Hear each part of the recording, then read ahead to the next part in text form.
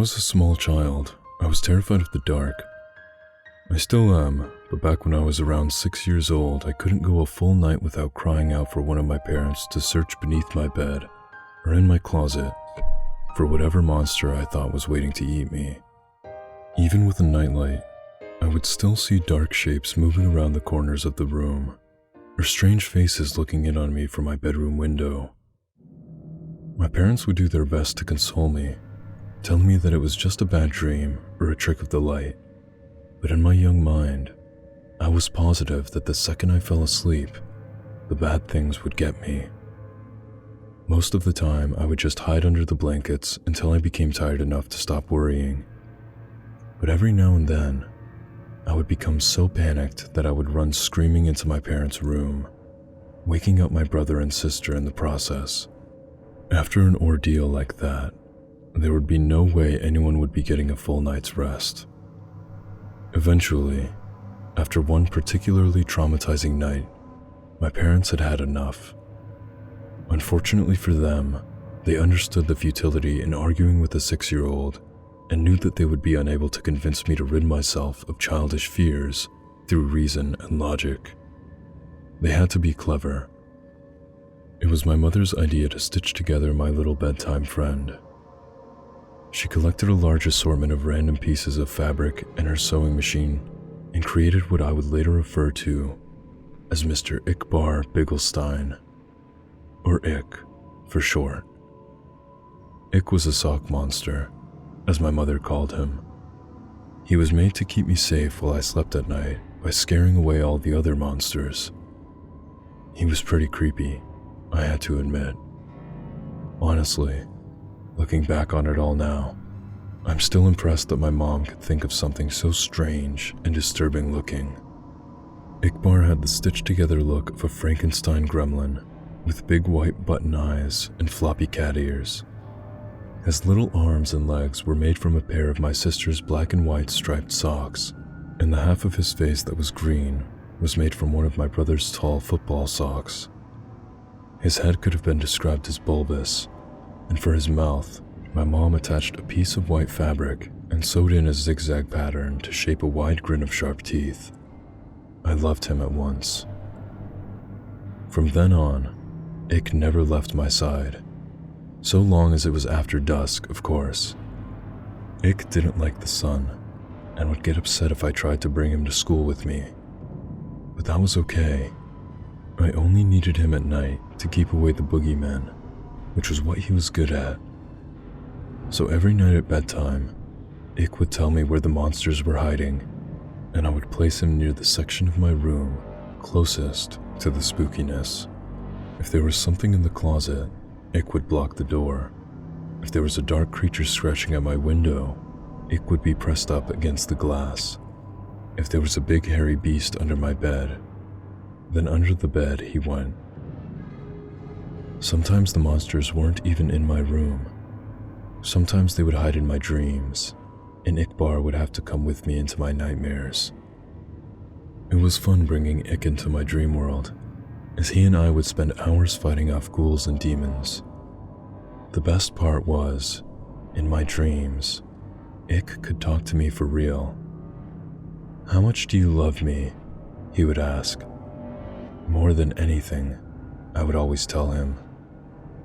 One night in a dream, after I had lost my first tooth, Ick asked me for a favor. "Can I have your tooth?" I asked him why. "To help me kill the bad things," he said. The next morning at breakfast, my mom asked me where my tooth went. From what she told me, the tooth fairy didn't find it under my pillow. When I told her that I gave it to Ickbarr, she just shrugged and went back to feeding my little sister. From then on, every time I lost a tooth, I would give it to Ick. He would always thank me, of course, and tell me that he loved me.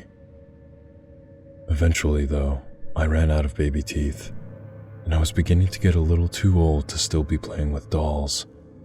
So Ick just sat there on my bookshelf, collecting dust, slowly fading away from my attention. Over time, the nightmares, however, became worse than ever. so bad that they even began to follow me to the waking world, terrorizing every dark corner or rustle in the bushes. After one particularly bad night biking home from a friend's house, where I swore a pack of rabid dogs were chasing me, I got home to find something strange waiting for me in my room. There, on the bed, standing fully upright in the soft glow of the moonlight from my window, was Ickbarr. At first I just thought my eyes were playing tricks on me again. They had been all evening, so I tried to flick on the lights. Another flick of the light switch, then another and another, with no change to the darkness. It was then that I started to get nervous. I backed away slowly towards the door behind me, my eyes never leaving the shape of Ick's silhouette, my hand awkwardly outstretched behind, reaching for the doorknob. I was just about to get out of there when I heard the door slam itself shut, locking me into blackness. In nothing but shadows and silence, I stood frozen in place, not even breathing. For how long, I can't say, but after what felt like a lifetime of cold fear, I heard the shrill, familiar voice.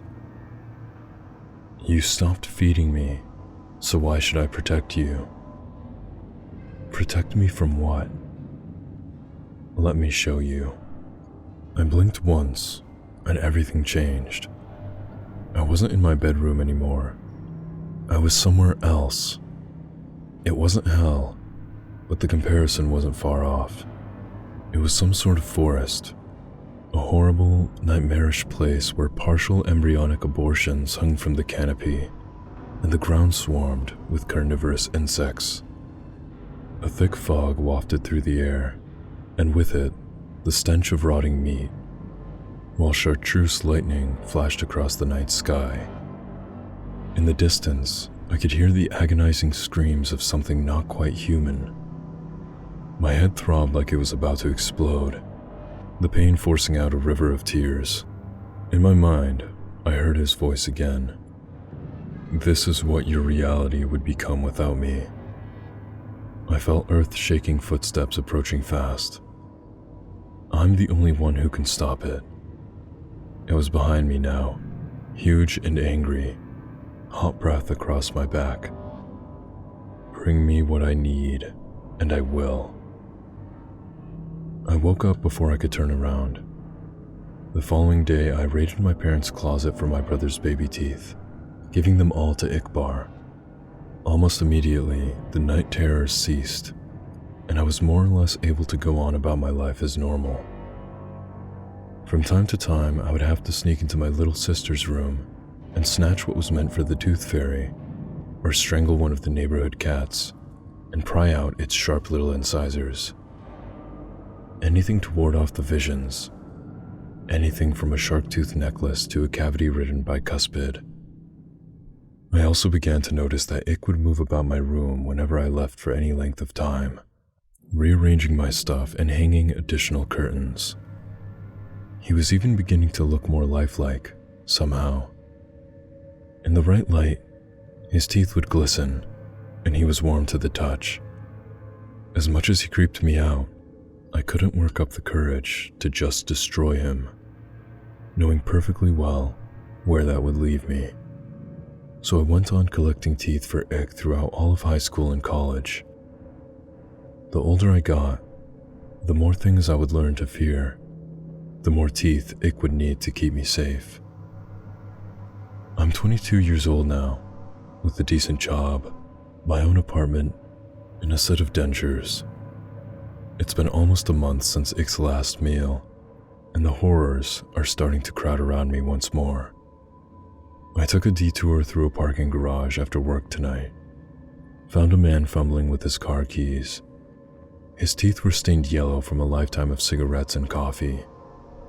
Even still, I had to use a hammer to get out the molars. When I got back to my apartment, he was waiting for me. On the ceiling, in the corner, 2 white eyes and mouth of razors. "How much do you love me?" he asks. More than anything, I reply, taking off my coat. More than anything in the world.